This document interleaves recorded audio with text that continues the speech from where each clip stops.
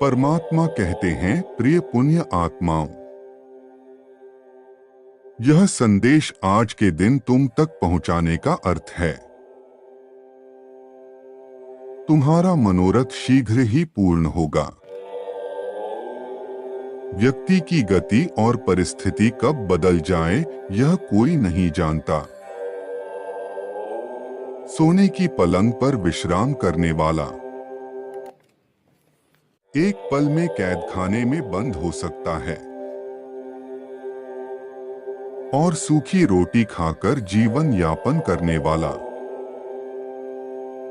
एक पल में महलों का मालिक बन सकता है। क्योंकि हर एक जीव की गति और परिस्थिति को सबसे बड़ा मालिक देख रहा है। यदि आज तुम कष्ट में हो तो भयभीत मत हो। कोई है जो निरंतर तुम्हें देखकर मुस्कुरा रहा है। कि तुम कितने धैर्यवान हो, वह परमपिता परमेश्वर व्याकुल है तुम्हें अपनी गोद में बिठाकर दुलार करने को। परंतु वह तुम्हें इस सृष्टि में भी श्रेष्ठ पद और सम्मान किस लिए दिलवाना चाहते हैं? क्योंकि तुम इसके हकदार हो। तुमने अपनी सत्य कर्म से उसे कमाया है। मेरे बच्चे, स्वर्ग लोक में बैठे तुम्हारे अभिभावक देवदूत तुम्हें देखकर मुस्कुरा रहे हैं। वे तुम्हें बताना चाहते हैं, तुम्हारे लिए उच्चतम दिव्य लोक के द्वार खुल चुके हैं। क्योंकि तुम प्रतिदिन भले ही छोटा किंतु आध्यात्मिक अभ्यास कर रहे हो। मेरे प्रिय, आज मैं तुम्हें अत्यंत रहस्यमयी बात बताने जा रहा हूं, जो तुम्हारे जीवन से जुड़ी हुई है। मैं जानता हूं तुम्हारा मन निर्मल जल की तरह स्वच्छ है,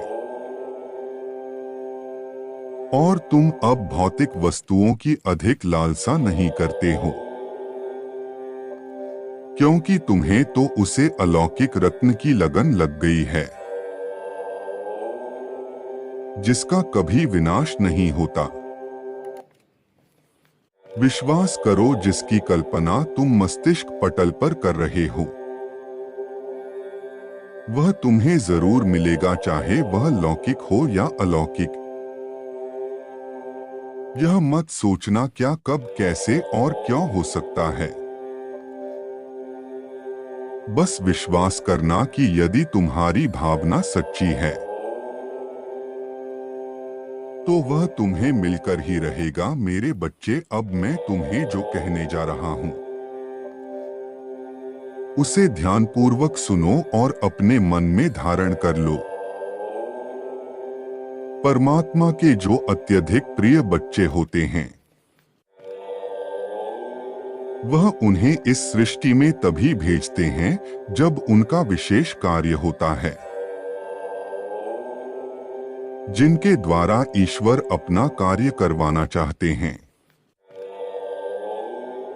और श्रेय भी उन्हें देना चाहते हैं। जैसे एक माता अपने बच्चे के साथ बैठकर उसका हाथ पकड़कर उससे चित्रकारी करवाती है और फिर सारा श्रेय उसे देकर प्रसन्न होती है कि यह मेरे बालक ने किया है। ऐसे ही ईश्वर रूपी माता अपने प्रिय संतानों से जगत के महत्वपूर्ण कार्य हाथ पकड़कर करवाती है और श्रेय भी उन्हें दे देती है। मेरे बच्चे, तुम वही संतान हो, किंतु सामाजिक दृष्टि में ऐसे लोग साधारण से भी अधिक साधारण दिखाई पड़ते हैं। क्योंकि ऐसे लोगों के जीवन में सर्वप्रथम इतने कष्ट और विपत्ति आती है कि उन्हें स्वयं ऐसा लगता है कि वह दुर्भाग्य को लेकर पैदा हुए हैं। संपूर्ण समाज उन्हें गरीब, दिन और हीन मान लेता है। ऐसा करके भी प्रभु उसे यह दिखाना चाहते हैं कौन वास्तव में उसका मित्र है और कौन शत्रु, कौन है जो केवल धन या ज्ञान के कारण साथ रहता है और कौन है जो सच में प्रेम करता है।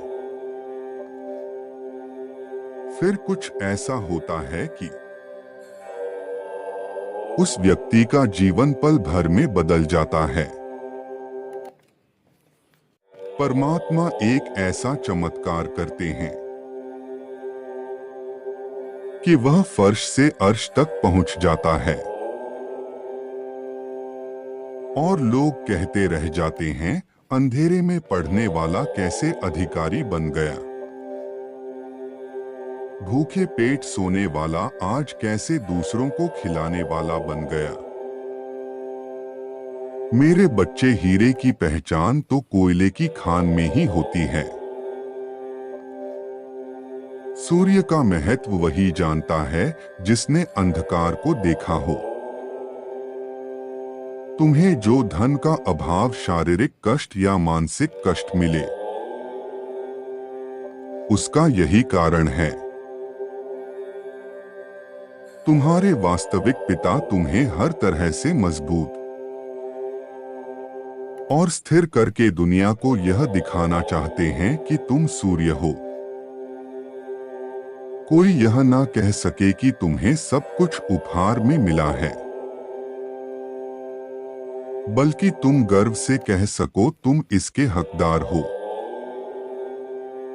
यदि अब तुम्हें अपने सभी प्रश्नों के उत्तर मिल गए हैं तो मुस्कुराओ, क्योंकि तुम्हारी गति और स्थिति घूमने की चाबी तुम्हारे ही पिता के हाथ में है, जो जानते उस चाबी को लगाने का सर्वश्रेष्ठ समय क्या है। इसलिए अपनी चिंता छोड़ो और मुस्कुराओ, क्योंकि तुम्हारी एक मुस्कुराहट तुम्हारे आसपास बैठे लोगों को उत्साहित कर सकती है। तुम्हारा आभामंडल तुम्हारे घर के वातावरण को शुद्ध कर सकता है। तुम्हारे मुख से निकले शब्द लोगों को शांति प्रदान करते हैं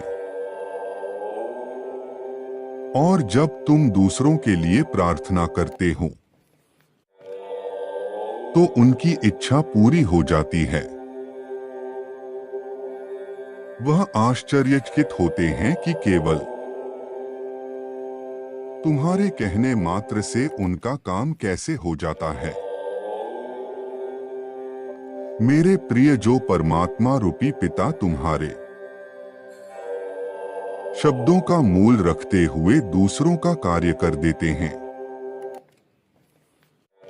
क्या वह तुम्हारे लिए कुछ नहीं करेंगे? क्या तुम्हारे पिता तुम्हें दुख देना चाहते हैं? विचार करो। मेरे प्रिय बच्चे, मुझ पर विश्वास करो। तुम सकारात्मक बदलाव के पास खड़े हो।